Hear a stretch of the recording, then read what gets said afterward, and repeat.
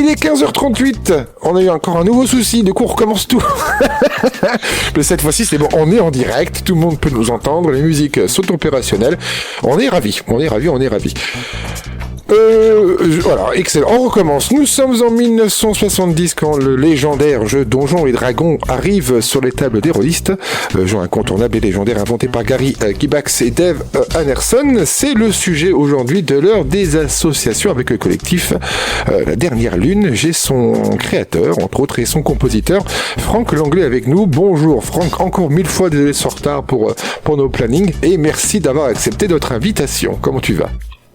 Écoute, je vais très bien, t'inquiète pas pour le retard, c'est pas un problème, c'est un classique, je viens des locales de répète et du rock, tu vois, dans un concert de métal, 1 heure de retard, c'est une base. Oui. Alors, on n'a pas tous les jours au direct, heureusement, mais comme j'expliquais, voilà, pour ceux qui ne le savent pas, on a donc dû changer récemment nos locaux, la KTB Radio a des nouveaux locaux. On a seulement signé nos petits papiers aujourd'hui, donc on est encore un peu dans les câblages. On a un studio, on est en mode Matrix, ça traîne partout, donc voilà, on a pu enfin. Ouais, t'as toujours un câble un peu qui traîne. Je vois le genre de souci. On avait un qui faisait du bruit et ce bruit était chiant, donc du coup on a dû le trouver et on l'a trouvé parmi les 200 câbles. Alors on va venir à un autre sujet. Du coup, Pierre Lune, bonjour Franck. Vous êtes un collectif. Alors on va faire ça en plusieurs étapes parce qu'il y a beaucoup de choses à dire sur ce que vous êtes et sur ce que vous faites. Dis-nous un petit peu pour les grandes lignes exactement en quoi consiste ce collectif. Alors on est un collectif d'artistes, des amis à la base, tu vois, des passionnés de fantastique, et on s'est réunis autour d'un même projet pour vraiment faire quelque chose de cross-art. Tu vois, on avait envie qu'il y ait de la compo, il y avait envie qu'il y ait de la littérature, qu'il y ait de l'écriture, qu'il y ait la somme de tous les arts en fait qu'on affectionne, et donc on a développé cet univers fantastique, tu vois, qui est Dernière Lune, et aujourd'hui on rêve en fait de le partager aux gens à travers différents supports. Donc on a déjà fait des musiques, des compositions, vient du Grandeur Nature, on a écrit un livre de nouvelles, tu vois, c'est un projet assez vaste, on a l'espoir de l'emmener jusqu'aux jeux vidéo. Donc voilà, dans les grandes lignes. Comment c'est arrivé? Vous avez commencé il y a plus de 20 ans. C'est genre, vous êtes arrivé en mode copain, c'est les gars, j'ai une idée, venez on fait. Comment t'arrivais? C'est-à-dire, il y a eu une base, quoi. Je veux dire, il y a une genèse d'un coup comme ça. C'est pas évident, la genèse elle est chaotique, tu sais. Mais comme toutes les jeunesses, je te rappelle que dans l'histoire, la jeunesse, ça part en cacahuète à chaque fois. Si tu veux que je reprenne au tout début, je crois, je rentre d'école de musique, tu vois, je suis fraîchement diplômé, et je suis intéressé par la musique à l'image. Donc je voudrais faire de la musique dans le jeu vidéo. Je commence à essayer de me faire un CV avec des atmosphères, tu vois, la ciment léger, le désert, les marais, tu vois, et faire des illustrations sonores, en fait, tous ces paysages, tu vois, postuler dans mon CV. Et j'ai la chance de rencontrer Fabrice, qui est diplômé du DU du cinéma, tu vois, qui m'initie à la cohérence, tu vois, à la narration. Lui, en fait, il vient vraiment de la BD, du scénario, du polar, tu vois. Et donc, pris de passion, on commence à échanger sur l'heroic fantasy et sur notre vision. Puis lui, il est pas hyper client du domaine et du genre, tu vois. D'accord. Il vient de Frank Miller, tu vois, de trucs un peu plus sombres, et il reproche un peu à l'heroic fantasy d'être à la fois un peu poète, tu vois, avec des arrivées scénaristiques un peu classiques, tu vois, et manquer un peu de profondeur ou des fois de crédibilité ou de cohérence, tu vois. Et puis de là, hop, on conflit, tu vois, on discute, amoureux des mêmes groupes, fan de Jack Daniels, tu vois, aussi, et on passe des soirées, on enchaîne, et est né Dernière Lune, tu vois, de l'envie, en fait, de donner du corps, de la cohérence à cet univers qui nous passionne depuis tout petit, tu vois. Du coup, ça a commencé à deux, un peu. Bon, la base. Vous êtes deux gars. Ça a commencé à deux. Et de là, on commence à développer un peu ça, et ça c'est qu'on travaille ensemble, et des potes en fait qui organisaient du Grandeur Nature cherchaient un univers pour développer leur jeu. Et donc on nous fait tout de suite la proposition de scénariser des Grandeur Nature, tu vois, et de recevoir 200, 300 joueurs, tu vois, sur notre univers. Et nous, l'univers est hyper fictif, tu vois, c'est quelques pages au crayon gris de potes qui discutent sur un canapé, tu vois. Et de là, le projet va s'enchaîner, va drainer dans son sillage plein de gens, genre comme Hello, qui est aujourd'hui la femme de ma vie, la mère de ma fille, tu vois, qui va s'emparer en fait de tout le prisme graphique, tu vois, trouver une patte à Dernière Lune, et puis on va rajouter toute une multitude de protagonistes dans l'équipe, comme Sergio, tu vois, qui nous suit aujourd'hui, ou Evan, qui fait nos mix. On va revenir sur l'équipe dans une seconde partie. En revenant sur Donjons et Dragons, voilà, donc c'est un jeu qui a traversé. Je fais un parallèle entre les deux pour voir un petit peu l'univers dans lequel on est. Donc voilà, donc sur différents formats, évidemment renouvelés, des règles et des décors qui vont être incontestablement fonder l'univers fantaisiste et héroïque où nous nous retrouvons. Est-ce qu'on retrouve des elfes? Est-ce qu'on retrouve des orques? Est-ce qu'on retrouve des barbares, des nains dans votre monde? Carrément. Ouais, on est sur une base vraiment héroïque fantasy. Ouais. C'est une vraie relecture des codes classiques, si tu veux. On prend toutes ces races, tu vois, avec lesquelles on a grandi, que tu suscites, tu vois. On ajoute les licans, les minotaures, les trolls, les gobelins, les fées, tu vois. Et on va retrouver en fait ces 14 races unies face à un fléau unique. Donc c'est une deuxième lecture, si tu veux. Ceux qui sont confrontés pendant 1000 ans et qui ont vécu des guerres séculaires, tu vois, sont aujourd'hui alliés face à cette horde d'ennemis indicibles. Et donc on va pouvoir se retrouver avec des groupes new school, où on va avoir un démon, une fée, un troll, un gobelin, tu vois, et en même temps un elfe, un nain qui vont devoir passer au-dessus de leurs différents, de leurs antécédents pour survivre à leur extinction. D'accord, c'est pas mal. C'est de voir donc ça crée des clans en fait improbables. Bon, quoi qu'improbable finalement. Là, tu vois bien la source, hein, tu vois, c'est mon côté heroic fantasy avec Fabrice la cohérence. Et en fait forcément les mecs s'engueulent, tu vois. Alors, donc Fabrice, on va un petit mot donc qui est co-créateur de l'univers. Du coup, en effet, vous êtes bien deux dans le truc là. Absolument tout à deux. Il n'y a pas un texte qui ne touche pas, tu vois. On essaye de coécrire au maximum, que ce soit du livre de nouvelles, au scénario de jeux vidéo. C'est mon partenaire depuis maintenant très longtemps. Ouais, c'est ça qui est merveilleux. Les meilleures amitiés. Ah ben c'est sûr et certain. Vous avez commencé sur du grandeur nature. C'est ça, en fait. C'est ça.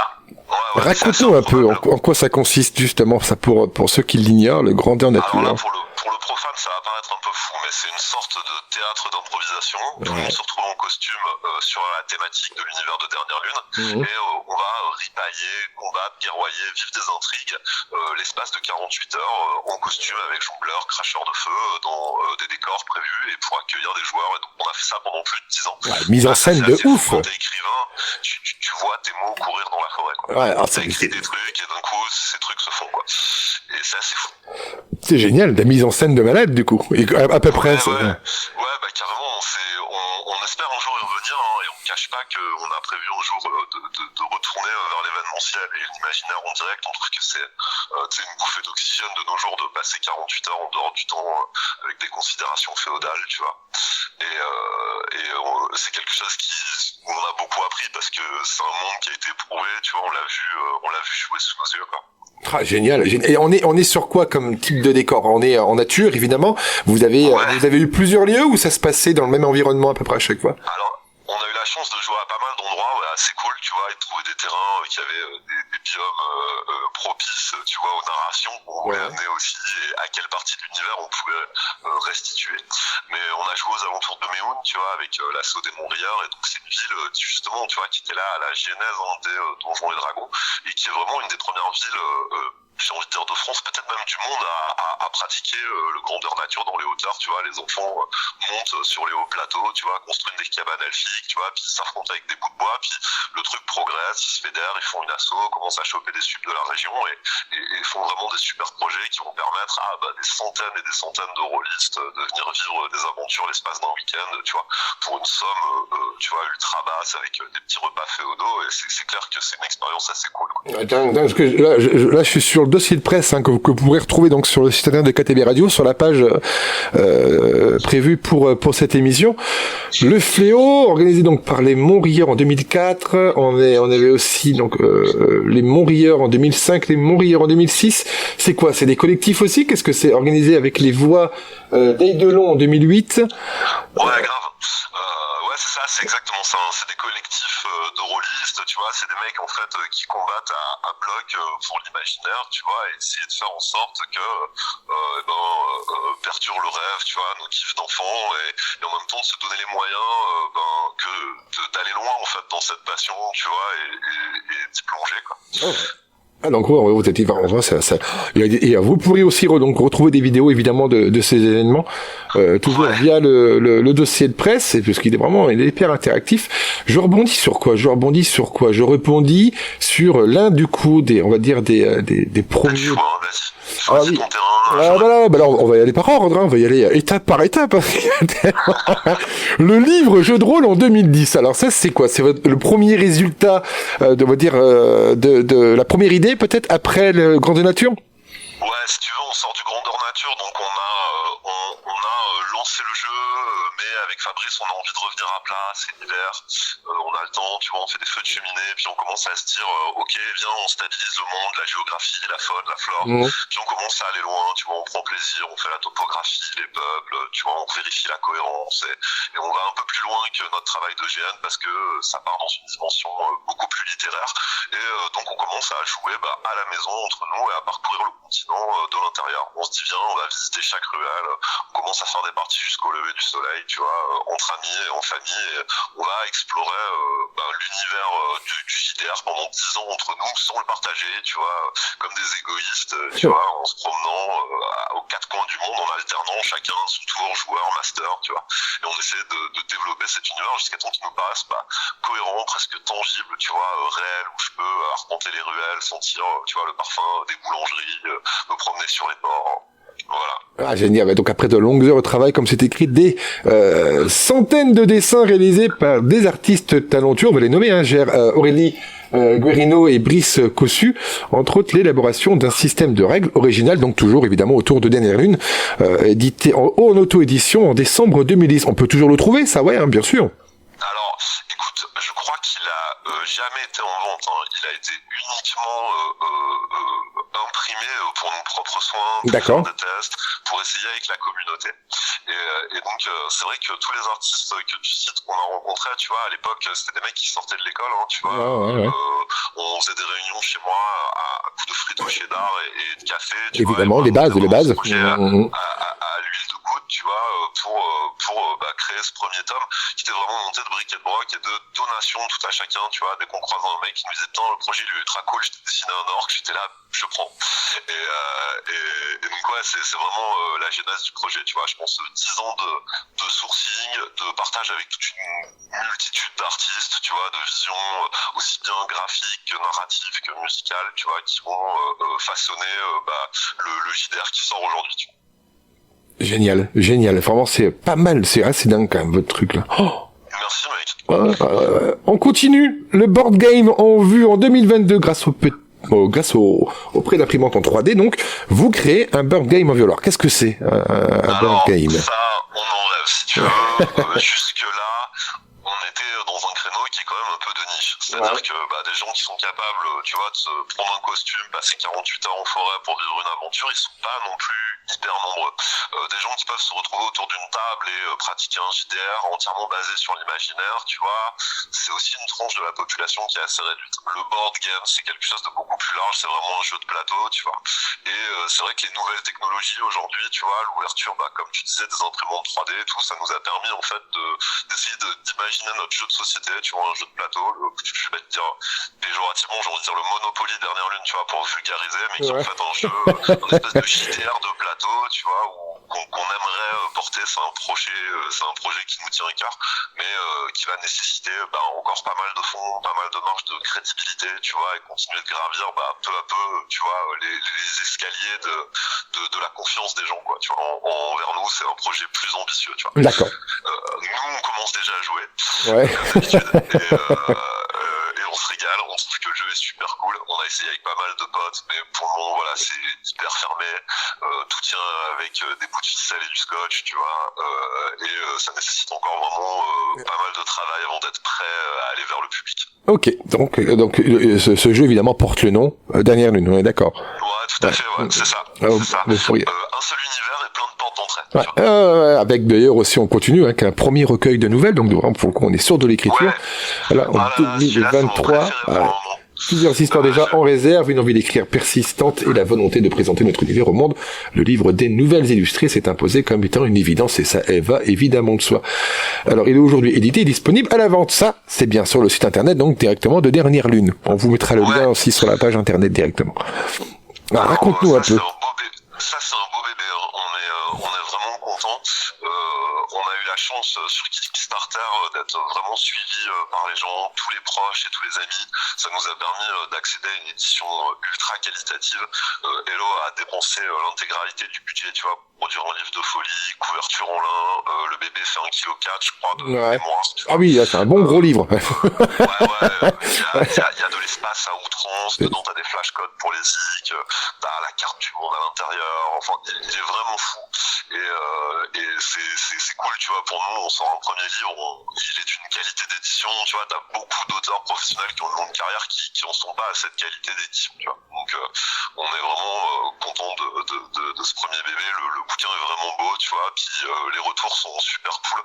On avait fait un pari ultra osé qui était de, pas raconter une main saga à la Tolkien, je suis un héros. Bien sûr, mais de balancer en fait des petites tranches de vie, tu vois, des morceaux de personnages, tu vas suivre des gosses, tu suis une petite fée, tu vas voir des batailles épiques, t'as des nouvelles qui font 90 pages, t'as des trucs qui font 3 pages, donc c'est vraiment hyper progressif, tu vois, hyper varié, avec des formats qui aussi entre l'humour, la dramaturgie et la violence, tu vois. D'accord, on a vraiment pour tous les rôles et pour toutes les préférences, là, c'est d'un côté que les gens aiment bien prendre quand tu vois, ce livre de nouvelles, c'est une vraie bataille entre moi et Fabrice, on tire la couette tous les deux, des deux côtés du plumard, tu vois, on essaie absolument d'emmener le scénario, alors j'envoie des vannes, j'essaie de faire rire, il envoie des larmes, du coup, vu qu'il envoie des larmes, j'envoie des bastons, vu qu'il envoie des bastons, enfin, tu vois, et c'est assez cool, tu vois, ça emmène un tome où dedans, il y a tout type de trucs, et qui a vraiment été bien reçu par les gens, on est hyper content du retour et des résultats, tu vois. Alors, c'est bon, ça! Donc, voici le livre que vous pouvez donc trouver, je le répète, sur le site internet, donc, de la Dernière Lune, et qu'on mettra aussi en lien sur la page de KTB Radio. Allez, on continue avant de passer à la première musique. On est sur les prémices d'un jeu vidéo. Ça, c'est génialissime, ça. Avec le Conservatoire national de le Centre national, de la cinématographie. Pouah! Parce que moi, je suis un geek, hein. Je kiffe. Voilà. Il faut me dire. On va pas se mentir. On a ce projet, tu vois, dans le sac à dos depuis qu'on est au collège, quoi. Depuis que t'es petit, tu rêves de faire un banger en jeu vidéo, et de déchirer sur console, et d'allumer la play et que ce soit ton jeu, tu vois. Et voilà, aujourd'hui, on est face à la montagne, tu vois, on affronte le truc, c'est colossal. Le boulot est fantastique, tu rencontres des gens trop cool, et c'est un challenge monstrueux. Autant tout à l'heure, tu vois, tu parlais du jeu de plateau, on était là, c'est un challenge, on a encore des marches à gravir. Autant le jeu vidéo, voilà, il y a encore un long chemin à parcourir. Il y a de la montagne, là. Là, il y a de la montagne. Voilà, j'ai la chance d'être game director, tu vois, de pouvoir superviser ce jeu et de faire vraiment le jeu que je veux, et d'avoir la confiance de toute mon équipe. Et je pense qu'on va faire un super jeu, mais on n'est pas pressé. On est une team de bénévoles, tu vois, on ne vit pas de ça. On reverse en fait la totalité de ce qu'on gagne dans nos produits, tu vois. Donc, je sais pas, on touchera peut-être au compte quand on gagnera des millions, tu vois, mais pour le moment, c'est pas le projet. Et donc, c'est vraiment génial de pouvoir faire un jeu vidéo sans aucune contrainte, sans aucune pression d'un label, tu vois, d'une prod quelconque, et de faire un jeu décomplexé, tu vois. Indépendant, c'est les meilleurs jeux. Les jeux indépendants, je trouve que on a des coups de génie dans les jeux indépendants, vraiment, des gros coups de génie. Merci. Est-ce qu'on va y arriver? Suspense, ça c'est l'aventure à suivre. Ah bah ça c'est l'aventure, oui. Ça, tu me reverras sur ta chaîne si j'ai réussi. Je suis guidé, je reviendrai. Il y aura une émission spéciale pour ce jeu vidéo, et on jouera en live directement. Carrément. Peut-on, tu vois, réaliser nos rêves de gosse? Est-ce qu'on est obligé de les mettre au placard? C'est la question à laquelle on essaie de répondre avec Dernière Lune. Vous avez quand même bien géré, parce que je pense qu'une partie de votre rêve de gosse c'est quand même pas mal réalisé, entre un bouquin, un jeu de rôle, un board game. Vous êtes chaud les mecs, sans déconner, ça va. Merci. Vous êtes un exemple, en vrai, tu viens à la maison, c'est des artisans, tu vois, ça travaille au café jusqu'au lever du soleil, c'est toujours des potes qui filent la main, tu vois, c'est un front de multinationales, tu vois, où tu te dis, putain, mais qu'est-ce que c'est ce mec hyper prétentieux, mais la réalité, c'est que, tu vois, on a des cernes sous les yeux, tu vois, qu'on se donne, hein, on fait ça vraiment dans la passion, quoi. Je suis content que ça te plaise et que tu me dises, ouais, putain, ça a de la gueule, quoi. Ah ben ça a de la gueule. Ça a de la gueule. Vous êtes des artistes, vous êtes des artisans. Ça peut être que bien, en fait. Voilà. C'est pas plus compliqué que ça. Hein. On est nous-mêmes à la ficelle et à la corde, hein, toi. Donc, tu vois bien, tu vois, avec tous les aléas qui vont avec, mais on s'arrête pas, on continue. D'ailleurs, on va continuer avec un peu de musique, mais on va en parler de cette musique parce que mine de rien, tu as de multiples flèches à ton arc, elfe que tu es. Ouais, d'ailleurs, tu dis que t'es plutôt quoi, toi, elfe, loup-garou alors moi, ça, je sais pas si je peux l'avouer. Je crois que depuis tout petit, je suis elfe. Ouais. Et ouais, j'ai été touché par ça. Tu sais, la forêt, c'est quelque chose qui me plaisait. Et puis maintenant, je pense que je suis plus gobelin. Tu vois. Ok. Genre, ouais, j'adore jouer des persos débiles, tu vois, malodorants, qui se déplacent en faille. C'est peut-être l'âge qui fait ça aussi. On commence elfe, tout mignon, puis passer la quarantaine, on va peut-être devenir un orc. Ouais, c'était une espèce de saga de rôliste au début, une version de super sport de toi. Tu sais, c'est la même version. C'est ça, ouais. Tu vas plus vite, tu vois, toutes les fois où t'as pas voulu aller à la salle, t'envoies ton perso. Et puis après, en fait, tu commences à explorer d'autres trucs, tu vois, des trucs plus audacieux. Bah, plus proche du physique qu'on a, hein, c'est peut-être. Ouais. Ah mon Dieu. J'adore, après, tu testes une multitude de personnalités, tu vois, tu fais des essais. Bien sûr. Radin, pègre, héroïque, tu vois, t'essayes plein de choses, quoi. Essayer de leur vendre tout ce qui sert à rien dans la bedasse derrière, là. Ça ne sert à rien, ça sert à rien.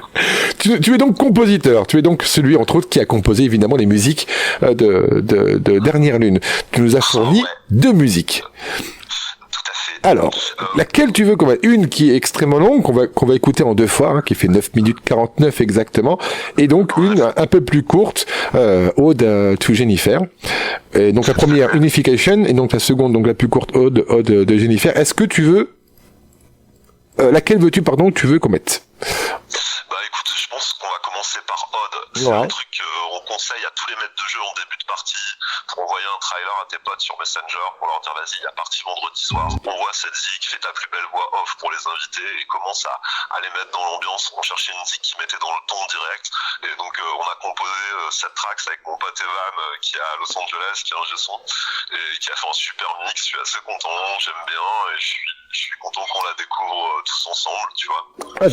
Vas-y, on va se faire ça. On reviendra un petit peu après sur ton parcours musical, si tu veux, parce que je pense qu'il est important qu'on en parle quand même en dehors de ce que tu nous fais ouvrir en musique. Et puis, on va surtout après plonger dans l'équipe. Ce sera l'occasion de rencontrer Franck, tu vois, du coup, Fabrice, Elodie et Serge, du coup. On est parti ? Allez, on est parti. Un coup de zik, à tout de suite.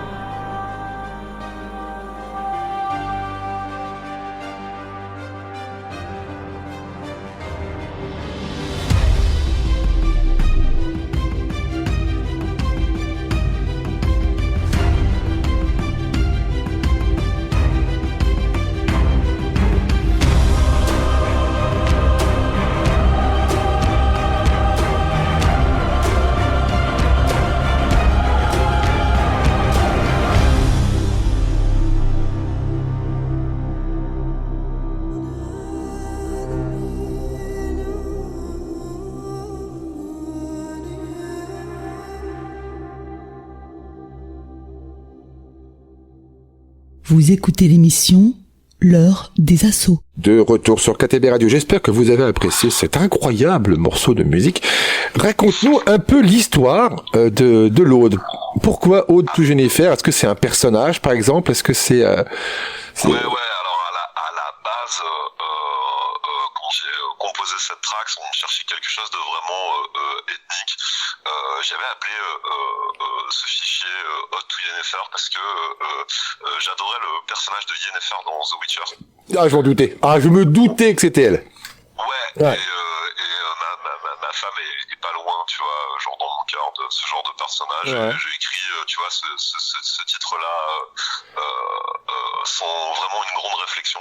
Et finalement, ce projet, il a traîné en studio pendant un moment, je savais pas trop quoi en faire. Et j'ai choisi tu vois, au bout d'un moment, de prendre le micro avec ma voix et de faire un énorme ré guttural. Là, tu sais, je fais Ouais. pendant 100 ans, tu vois. Et je me suis dit, ouais, c'est super, c'est ethno, c'est ça qu'on veut faire. Ça me plaît trop pour Dernière Lune, c'est une pure intro. Il y a quelque chose de gaélique, tu vois. Il y a le bourdon un peu transcendantal. Puis du coup, j'ai fait une petite orchestration. J'ai trouvé ça cool. Je trouvais que c'était super trailer hit et que ça lançait bien l'aventure, tu vois. Et que c'était propice à l'univers de Dernière Lune, tu vois. Que c'était sombre et que finalement, que cette track était le prémisse, tu vois, de la validation. Comme quoi, j'étais le compositeur officiel de Dernière Lune et que j'allais y aller, que j'allais faire des chansons alors que c'était pas spécifiquement prévu, tu vois. D'accord. Ah ouais, ça, c'est une très belle histoire. Attends, en plus, un bel hommage à ta compagne, hein. Ouais, attends. Ouais. Oh, pas tout le temps comme ça, là. Hein, c'est pas mal, ça. Ouais, tu prends le temps de draguer un peu à la radio, t'entretien. Ouais. Par médias interposés, tu sais, c'est romantique. On va venir sur l'équipe, mais je lis une partie de votre dossier de presse qui revient un peu sur l'univers évidemment de Dernière Lune.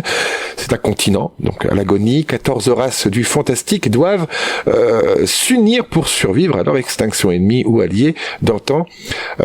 537 000 survivants constituent le dernier rempart de l'humanité. L'unification, alliance... Ouais, on raconte la fin, quoi. D'accord, on raconte déjà la fin. Il faut pas le dire, ouais. Oui, c'est écrit. Oui, voilà. Alliance placée sous l'égide de 7 des 7, donc prend part à la lutte contre les bêtes mystérieux prédateurs, anéantissant toute vie sur son passage. Dark Fantasy mature, on est sur quelque chose qui concerne peut-être un certain public du coup. Hommage à l'Heroic Fantasy évidemment. Univers Snowd Punk, World Punk pardon, et donc technologie à vapeur. On est une équipe pour ça. Donc on a toi, créateur de l'univers, donc Pierre, fondatrice, compositeur de la musique aussi. On a Fabrice, co-créateur de l'univers. On a Elodie, directrice artistique et user XP. Et on a donc Sergueï, du coup, je sais pas comment... Oui, c'est ça, c'est Serge. Ouais, on dit Sergio, nous, okay, c'est vrai. Sergio, encore mieux. Script Docteur, définis-nous un petit peu le rôle de chacun. Par exemple, Fabrice, co-créateur avec toi. Tu me disais qu'il était un petit peu plus, lui, dans le monde obscur. Donc j'imagine que le Dark Fantasy mature vient peut-être un peu de lui. Ouais, clairement, hein, Fabrice, c'est la pierre sombre. Tu sais, c'est l'ancien du groupe. Il aime pas tous les mots qui ont été inventés après les années 50. C'est le vétéran, tu vois, il apparaît que des nuits de pleine lune. Il est mystique, tu vois, les mecs qui le connaissent, ils ont peur de lui. Ouais. Et ouais, globalement, c'est un super écrivain, tu vois, c'est un mec qui a un univers sombre, qui met ses tripes dedans, et il porte ce projet depuis longtemps, puis il doit me supporter, tu vois, il me canalise. C'est vraiment une des pierres fondatrices du projet, puis c'est le mec qui m'a donné l'envie aussi d'y aller, qui m'a donné les outils, tu vois, c'était la fusion un peu à la Dragon Ball qui faisait que c'était possible, quoi. D'accord, ouais, okay. Et donc son rôle, lui, on va dire dans la technique qui est derrière, en plus du tien, ce serait quoi à peu près Alors écoute, il est écrivain, okay. Tu vois, au premier plan, scénariste, c'est vraiment lui, c'est vraiment lui qui avec moi va tisser toute la trame de l'univers, hein, tu vois. Et c'est lui qui va prendre la plume avec moi dans les livres de nouvelles, presque une ligne sur deux, hein, je crois qu'on signe 50-50 ce premier tome, pratiquement, on se passe tout le temps en plus l'un sur l'histoire de l'autre, tu vois. Et revient là encore une fois sur l'île de JDR en nous entraînant à travers le continent avec un premier tome qui est l'Atlas de l'aventurier, qui permet aux joueurs de découvrir l'intégralité de l'univers de Dernière Lune sans le saturer de règles, tu vois, avec presque un guide d'histoire géo, tu vois, du continent de la Dernière Lune et toutes ses races, qu'est-ce qui s'est passé, où est-ce qu'elles en sont, comment l'incarner, et faire le contour des villes, des paysages, des décors. Ah là là, ok, bon, clairement, on est sur un rôle assez fondamental pour la football. Voilà. Alors là, très récemment, c'est un excellent dessinateur aussi, ce coquin, il a pas mal de cordes à son arc, et je sais que sur son profil Facebook, il a commencé à poster des Acklane, qui sont des créatures de Dernière Lune, des énormes créatures qui participent à l'extinction de toutes les races, et donc il est de retour au crayon gris. Alors je sais qu'il a pas beaucoup de temps, je sais qu'il en rêve, et ses compétences, elles sont nombreuses, hein. Il est guitariste aussi, tu vois, pas impossible qu'on signe une chanson à deux au bout d'un moment. Avec Fabrice. Ouais, avec Fabrice. Ah, génial. Je pense que vous partagerez, j'imagine, toutes ces créations de dernière minute qui nourrissent de toute manière l'univers. Je pense que c'est des univers qu'on ne peut pas arrêter de nourrir. Ça doit constamment manger, ça doit. Et puis plus les gens suivent le parcours, plus ils ont la dalle. Donc du coup, ils veulent voir. C'est des trucs qu'on renouvelle. Elodie, celle qui crie, mais qui a souvent raison. Qu'est-ce qu'elle fait? Donc, elle est dans le design, directrice artistique, c'est ça? Ouais, c'est ça. Elle est dans le râlage. Elle fait les trois, tu vois. C'est la partie émotionnelle du groupe, ultra sensible. C'est elle, en fait, qui va prendre en charge, à quoi ça ressemble, tu vois, puis en même temps elle est notre éditrice, c'est elle qui négocie les coûts, qui fait en sorte que les gens aient les produits de la plus grande qualité possible, tu vois. Elle se coupe en deux, elle est, accessoiriste, elle s'occupe des lumières, mais elle va quand même te mettre un sandwich quand il est 2h du matin, elle va ajuster ta chemise au moment où c'est à toi de tourner l'émission. Les détails. Voilà, en plus d'être la femme de ma vie et la mère de ma fille, entre minuit et 2, tu vois, après avoir occupé de tout ça, elle va gérer tout le graphisme de Dernière Lune, sortir sa palette graphique, essayer d'harmoniser la charte, trouver des designs innovants, essayer de mettre un coup de frais aussi à l'Heroic Fantasy. J'imagine que si elle m'écoute, je sais qu'elle est pas partisane de l'effet parchemin, tu vois, et qui lui évoque un peu plus la villageoise que des aventures fantastiques, et qu'elle se bat pour amener quelque chose de moderne, quelque chose de design et de graphique à cet univers qu'on affectionne, quoi. Ah là là. Vous êtes quand même bien entouré, quand même. Archiviste. Ouais. Alors attends, elle est spécialiste, elle gère le site, elle est décoratrice, elle touche la couture, elle est guitariste, elle chante. Il y a une liste de compétences, mec, il nous faut plusieurs émissions pour en parler. On pourrait faire un truc spécial. Pour chaque personne. Ça serait dingue. Après, mais tu parles donc, en effet, de costumes, ça, c'est pour des mises en scène encore toujours sur grande nature, ou sont d'autres, ou c'est plutôt des créations de costumes en lien avec Dernière Lune, par exemple? Écoute, en vrai, c'est sans fin, tu vois, elle touche à tout. Là, on a fait un alcool elfique, tu vois, parce qu'on avait encore envie d'avoir une nouvelle porte en disant, Jean, tu lis, non, t'écoutes de la musique, non, tu joues au jeu, non, tu bois de l'alcool, non, t'es chiant, en fait, tu vois, c'était trop pour nous.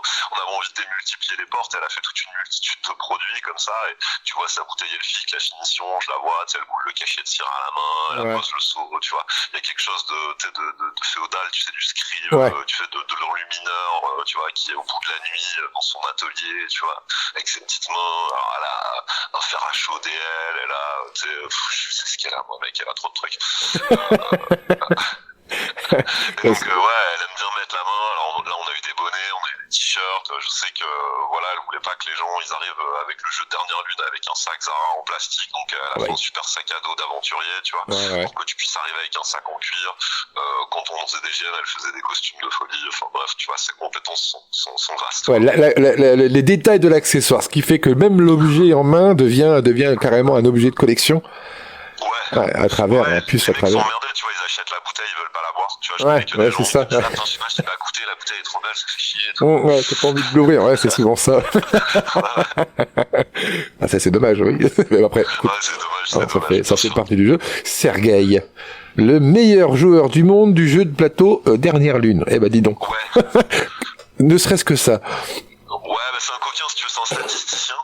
Le mec est fort aux aux échecs, au poker, tu vois, il a un QI insolent, et donc forcément il connaît Karak et il gagne tout le temps, tu vois. Ouais.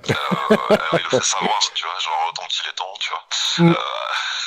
Non, en vrai, tu veux parler de Sergio, c'est ça c'est un super pote, hein, tu vois, c'est un élève à moi quand j'avais mon école de zik, tu vois, puis peu à peu en fait c'est devenu un collègue de travail, puis on a fait un album à deux, puis il a découvert Dernière Lune, et il m'a dit vas-y mec, donne-moi des trucs à faire, je suis à fond, tu vois, et il a commencé à bosser, il a étudié, il a monté des chronos, il est devenu un script doctor hyper crédible et cohérent, tu vois, qui avait du poids dans l'équipe, il me sert continuellement de retour, tu vois, genre je lui dis j'ai pensé ça, il dit mais non c'est de la merde, tu l'as déjà fait, tu vois, et il est toujours taqué de tester toutes les parties, les MJ à Dernière Lune, tu peux le trouver dans toutes les conventions de jeux de rôle en train de défendre le projet, et je sais que récemment là il est au studio, il essaie de bosser des compos, enfin voilà, j'en dis pas plus, tu vois, mais il est chaud, là il est là avec nous sur le jeu de rôle, il le signe avec nous, tu vois, il a mis son nez dans la cartographie, dans la chrono, dans la faune et dans la flore, tu vois,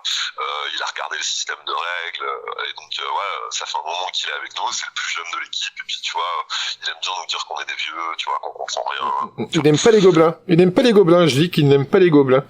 Ouais, forcément, tu vois, je t'ai pas dit que c'était ma race favorite. Ouais, c'est ça, tu vois, en fait, il passe son temps à me faire chier, tu vois, fais quelque chose, toi, en direct à la radio, intervient et comprend qu'il me tyrannise, tu vois. On sait tout. Moi, je suis gobelin aussi, de toute manière, là, comme ça. Ça va, merci. Il est quoi, lui? Il est elfe, il est nain, qu'est-ce qu'il ferait? Ouais, tu sais, il aime bien les trucs un peu propres, tu vois, toutes les races un peu pédantes, alors on a pas mal de trucs comme ça, mais en vrai, c'est un super joueur, hein, il est capable de jouer tout et n'importe quoi. Il ferait partie des elfes du Talmor, quoi, c'est ça, à peu près? Ouais, quelle horreur.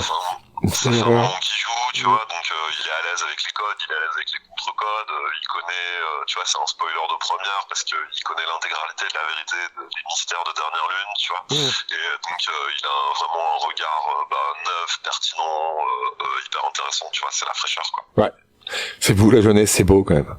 Ouais, carrément. Ils ont un pouvoir qu'on n'a plus, c'est terrible. Dans la team, il y en a plein qui seront pas cités, tu vois, mais... Ah oui, non, bah oui, j'entends bien que vous n'êtes pas... qu'autour de vous quatre gravitent d'autres... Vas-y. Je glisse quelques mots par remerciement, tu vois, mais il y a Adri et Torpi qui sont nos deux potes réels, qui font un boulot de fou et qui nous permettent d'avoir une super image en vidéo, tu vois, si les gars veulent voir les actuels plays sur YouTube et tout sur la chaîne Dernière Lune, c'est vraiment deux réalisateurs de talent qui, tu sais, pareil, encore une fois, le soir, la nuit venue, sans la cam, bénévolement, ils viennent nous filmer et réaliser des super vidéos.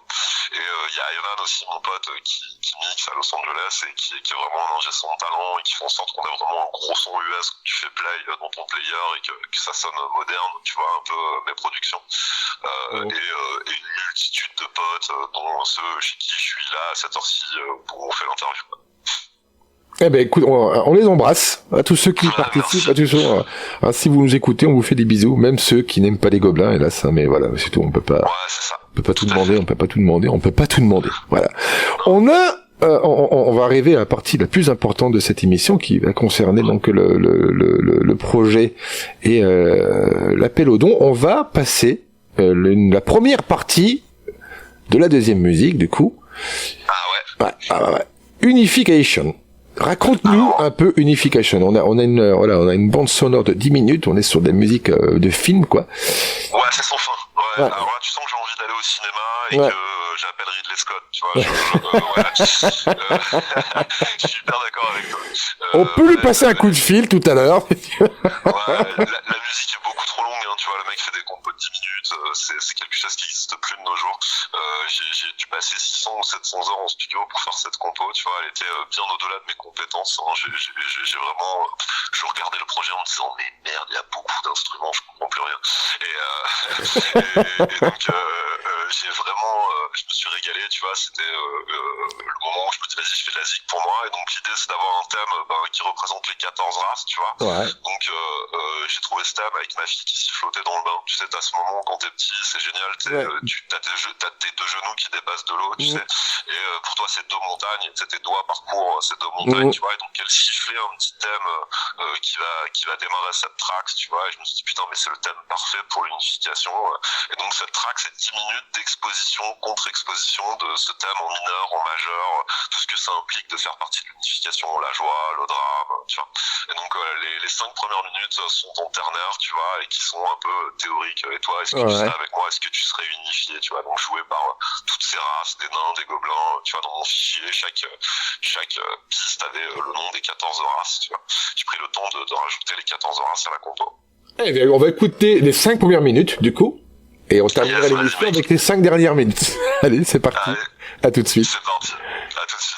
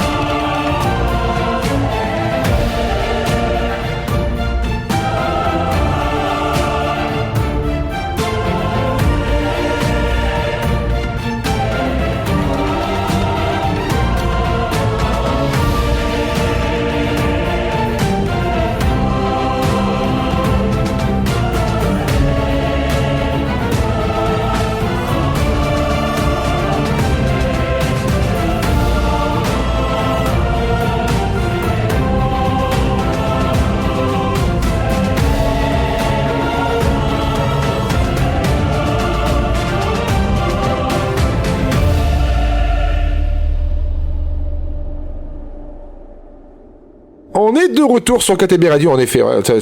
J'ai réussi à faire un passage de zoom extraordinaire. Personne n'a rien vu. Alors c'est bon, je suis pas. Oh là là, on se croirait à la radio presque. C'est fou ça. Donc je sais même plus. On était à peu près. Ça s'est arrêté à peu près là. On remettra ici. KTB Radio, l'heure des associations, 50e épisode, on est sur un joli chiffre rond, avec le collectif La Dernière Lune. J'ai avec moi Franck Langlais, le créateur-compositeur donc de la musique que vous venez d'entendre, et donc de l'univers, entre autres avec Fabrice, Elodie et Sergio, donc d'un jeu de rôle. On va venir sur l'essentiel, on va dire, de cette émission, ce qui fait que vous l'écoutez, que vous êtes fan et que vous pouvez aussi la soutenir. Vous avez monté, c'est quoi déjà le nom du... Mince, j'avais noté. Hop, il est là.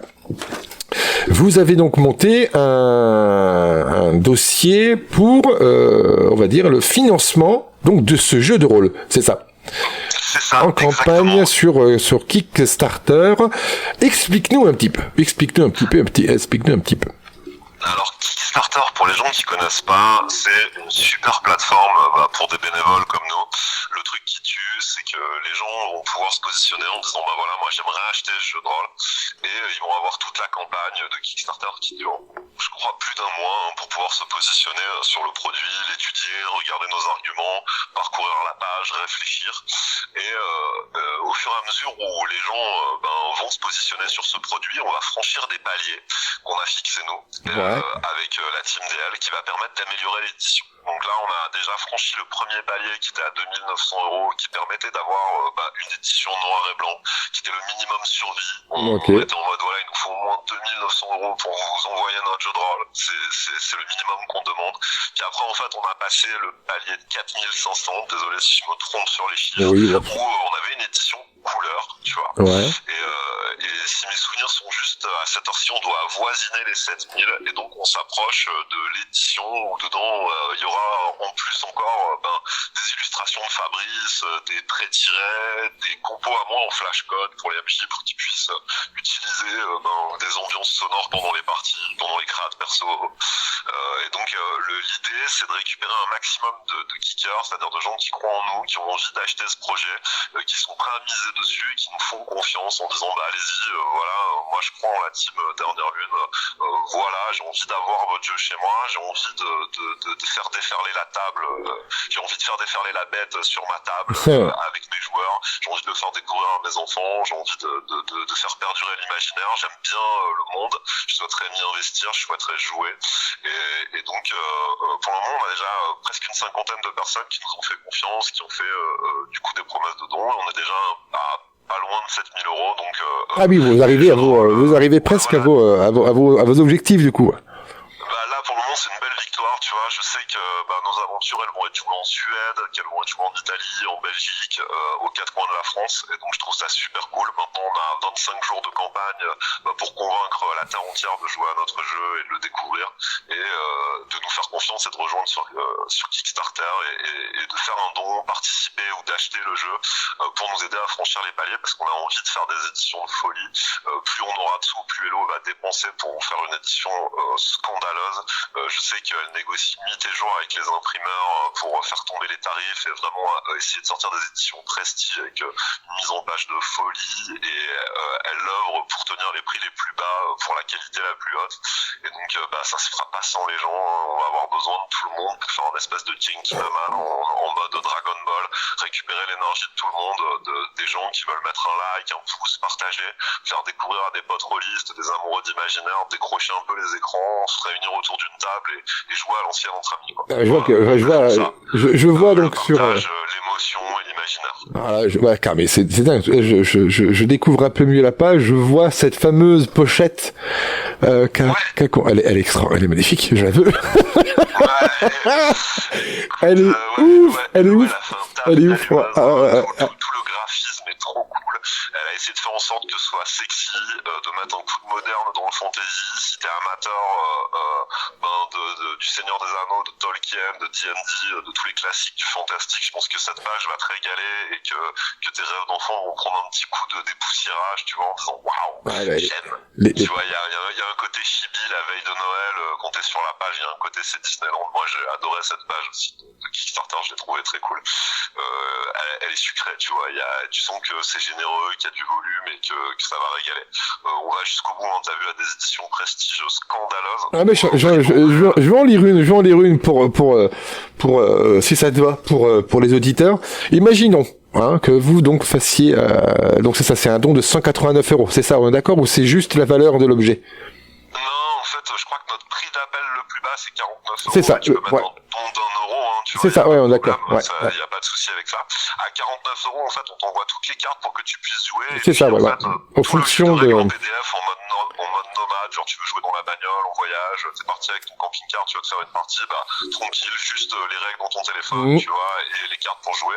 Et puis après, on a une version ultra prestige, mais gavée de goodies à outrance, où tu reçois un cadeau par la poste, tu te dis, putain, mais j'ai acheté tout ça. Ouais, je vois le il est énorme, le lot il est énorme, il est gigantesque. Qui est très, très, Qu'est-ce qu'on a? On a dedans. On a donc plus d'exclusivité. Alors on ajoute une box. Alors déjà ce qui était rajouté avant. Donc on va dire à la base. En fait il faut avancer. C'est sans fin, mec. C'est sans fin. Je crois que je dois pouvoir faire l'inventaire de mémoire. T'as le livre de règles. Ouais. T'as les cartes joueurs, t'as les cartes master, t'as un deck bestiaire, tu vois, qui remplace, tu sais, le vieux bestiaire qu'il y avait dans le livre de D&D. Là maintenant tu l'as en deck mobile, école magique, genre tu peux réagir assez vite en ayant les cartes en main. T'as un deck PNJ pour donner de la vie à la table et projeter les joueurs en disant voilà, il y a ces mecs là qui viennent te parler quand tu fais une enquête, une phase tactique, tu vois, qui va te permettre de galvaniser ta narration puis de plonger les joueurs directement dedans. T'as des cartes du continent dans un petit étui en cuir trop cool pour pouvoir dérouler les cartes du port, les cartes du monde, envoyer tout le monde sur des itinéraires, des aventures plus ou moins lointaines.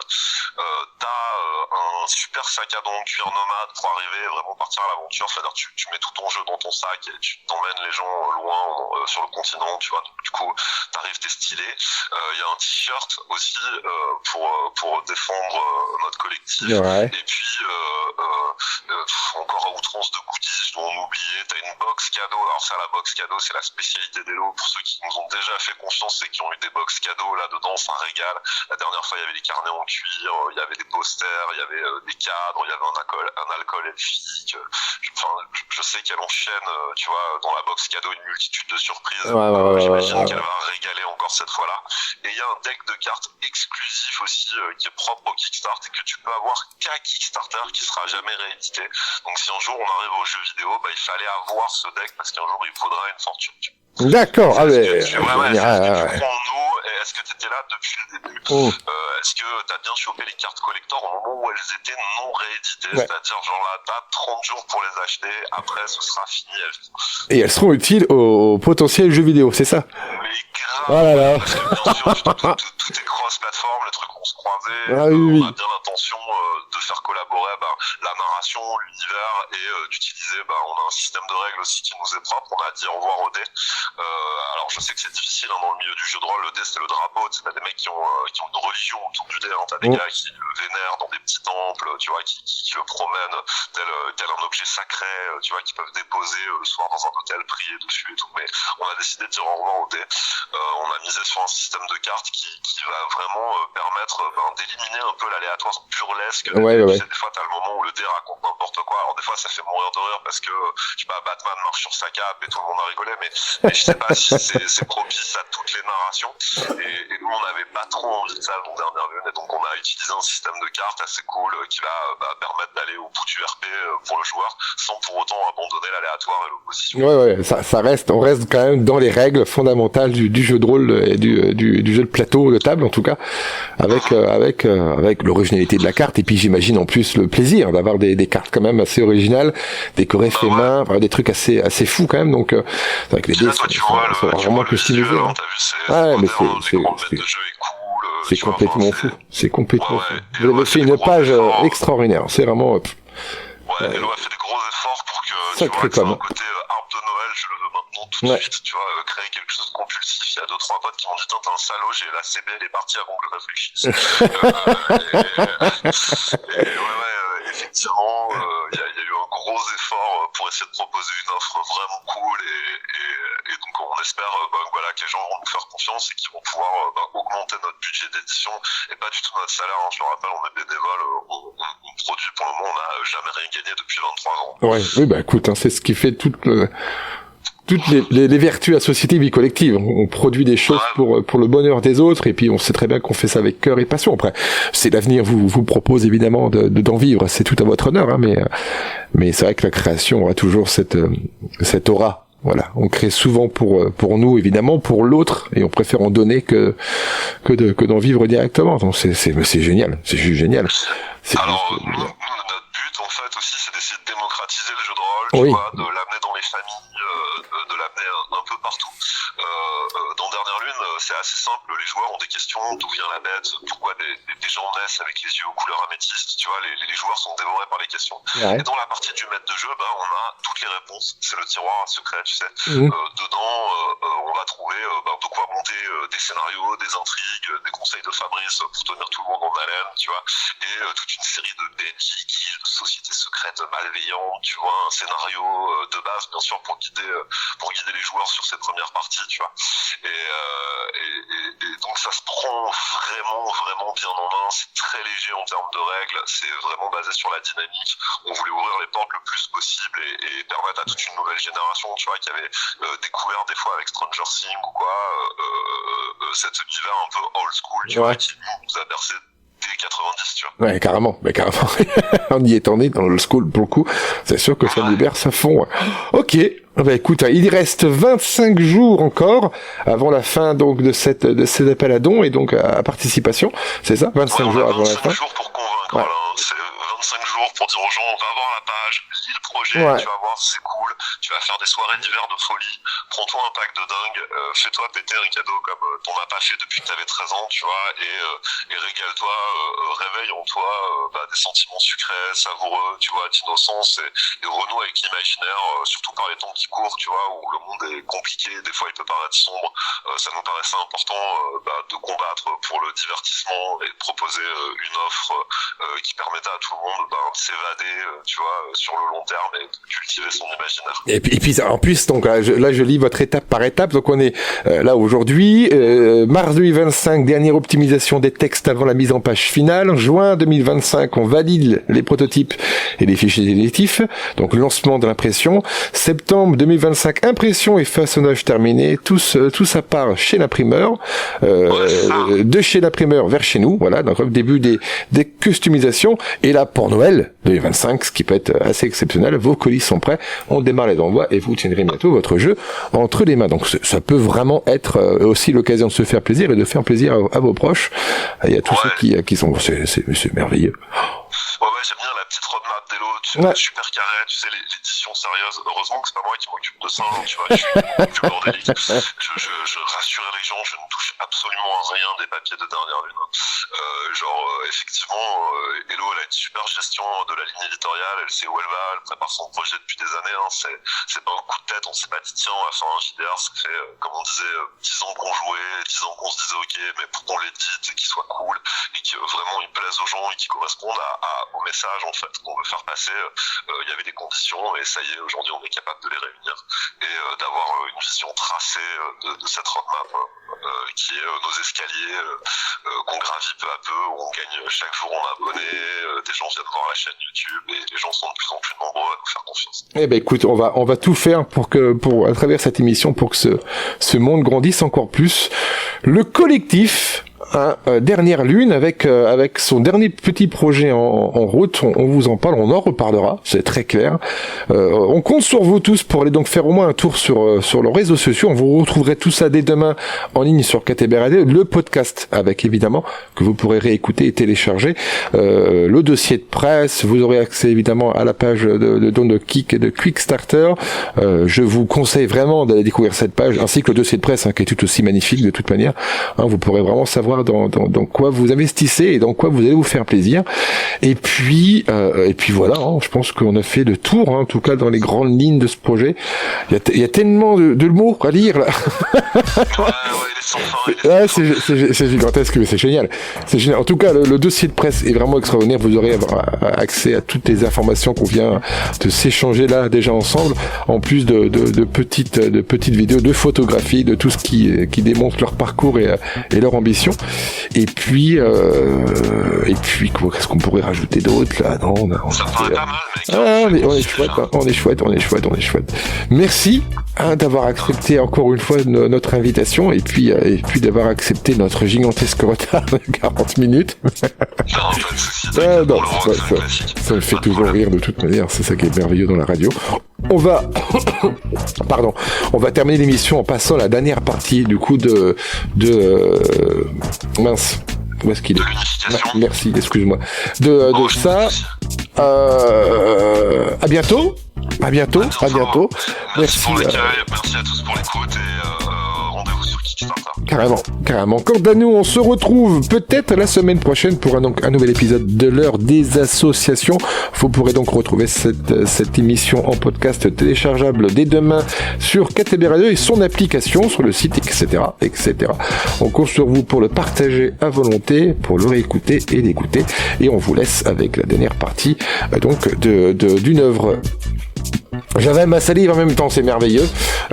D'unification, donc par Franck Anglais, créateur du collectif Dernière Lune. À tout bientôt, prenez soin de vous.